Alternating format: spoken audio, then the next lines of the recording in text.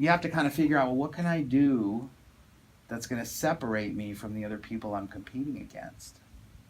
You know, how am I going to book this thing? Like, what am I going to do different?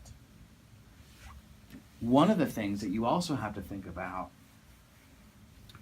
is when you create the scene, you have to think about it in a way, how can I get the audience to be hooked into watching this and not be able to take their eyes off of the scene? And one of the ways you're going to do that is by making them wonder what's going to happen. You're also going to do that by making them wonder about what's going on inside of you, in your brain. What we never want to do as actors is feed something to the audience. You know, to kind of say, okay, I'm going to play the heavy scene. If you look at all the great heavy scenes, they don't hit you on the head with how dramatic it is. What they actually do is they play completely against that. Because what you try to do is create a scene in a way that you get the audience to figure out on their own how heavy this situation is. So if you watch like soap operas, bad soap opera, like that happens all the time, where they just sort of, I'm playing the heavy moment guy.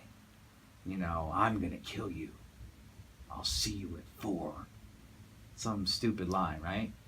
So instead of going against the grain, like everything that you guys have happening inside of you as your emotion goes, I like the choice, but you've got to be careful to not go right along with the way the lines are written. And, you know, when you play a character like this, who's dealing with terrible thing that's happened, his mentor's died, he's afraid somebody's coming after him, right? Is that true? Mm-hmm.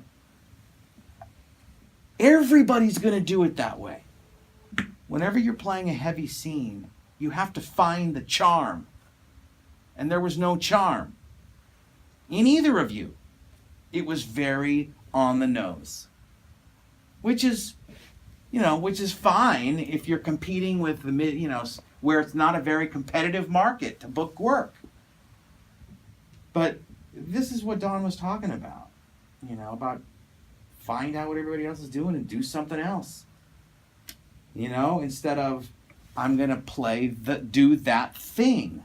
If you look at the great ones, Batman in The Dark Knight is charming. He's got all the cool girls and he's like laughing and smiling. Heath Ledger as the Joker was charming.